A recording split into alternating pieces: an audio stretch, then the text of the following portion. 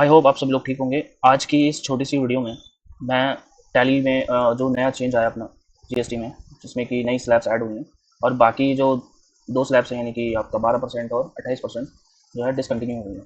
तो उसी के रिलेटेड में एक छोटी सी वीडियो आपके साथ शेयर करना चाहता हूँ, जिसमें कि आप लोग देखेंगे कि जो भी आपके आइटम्स हैं उसमें बल्क में कैसे आप रेट्स को चेंज कर सकते हैं एक ही साथ। तो चलिए ज़्यादा टाइम वेस्ट न करते हुए मैं सीधा डायरेक्ट टैली में आपको वो चीज़ करके दिखाता हूँ।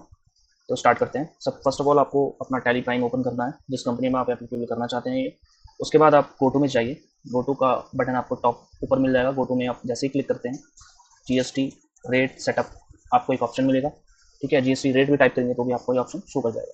उसके बाद जैसे ही आपको ऑप्शन शो करता है आप एंटर प्रेस करेंगे। यहाँ पर आपको stock items, stock groups, ledgers और स्टॉक ग्रुप्स, अकाउंट ग्रुप्स। तो बेसिकली हमें अभी इस वीडियो में स्टॉक ग्रुप्स के बारे में समझाता हूँ। लेजर भी सेम ही होता है तो उसमें भी आपको सेम ही रिपीट ऑप्शन करना है।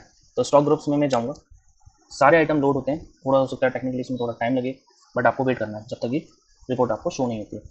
उसके बाद आपको F12 प्रेस करना है। F12 प्रेस करने के बाद source, show the source GST tech option को यस करना है। इसको मैंने यस कर लिया। यस करने के बाद कंट्रोल से सेव करना है। जैसे आप सेव करेंगे देखिए यहाँ पर डिफाइंड इन स्टॉक आइटम का एक ऑप्शन आपके सामने दिखाई देगा हर एक आइटम के आगे। इसका मतलब ये होगा कि आपको आइटम में आपको ये रेट डिफाइंड करा हुआ है, यानी कि इसका जो आइटम है उसके अंदर ही आपने जीएसटी पुट करा है। अब करना कुछ नहीं है आपको, सिंपली मैं यहाँ पर बल्क में आपको ये ऑप्शन बता रहा हूँ।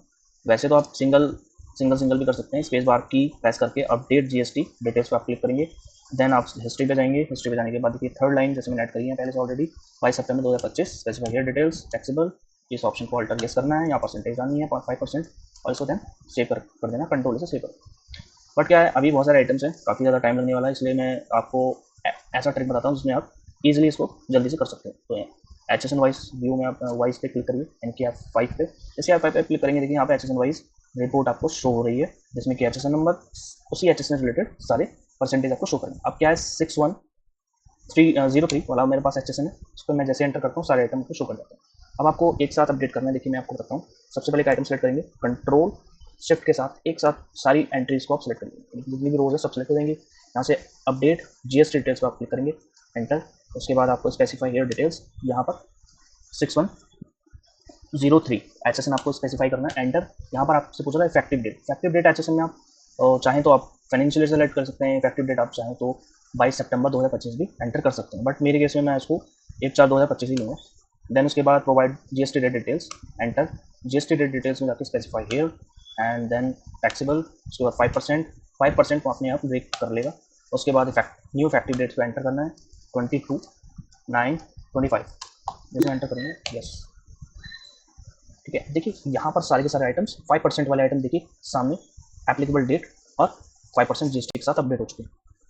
उसके बाद बैक जाने के बाद दोबारा से स्टॉक आइटम सेलेक्ट करना। आप स्टॉक आइटम सेलेक्ट करने के बाद नीचे आपको सारी की सारी रिपोर्ट दोबारा से आ जाएगी।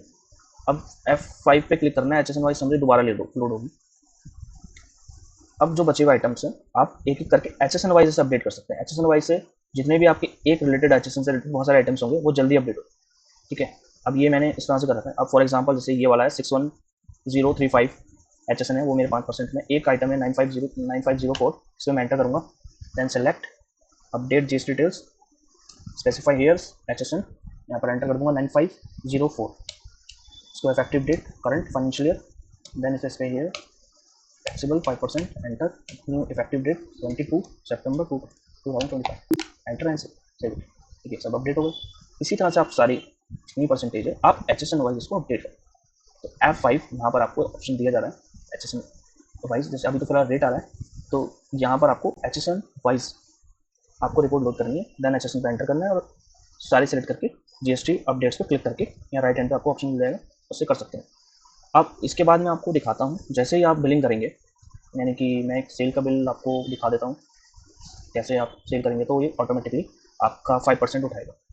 तो एक आइटम मैं एक सेलेक्ट कर लेता हूँ। सेल पे गया, सेल में जाने के बाद यहाँ पर डेट चेंज करूँगा 22/9/25, एंटर। यहाँ पर पार्टी नेम, उसके बाद enter enter enter, control A sales. कोई भी आइटम ले लेता हूँ फॉर एग्जाम्पल के लिए, जैसे मैं लेता हूँ ट्रेनिंग। आइटम है ट्रेनिंग कॉल्स एंड क्वान्टिटी 20। उसके बाद rate, then enter. CGST output and SGST output. ठीक है, इसको मैं एंटर करता हूँ और आपको related report tax analysis and then F5 से डिटेल वाइज 2.5% ऑटोमेटिकली 5% आपका एप्लीकेबल हो गया और देन उसके बाद मैं इसको सेव कर दूँ।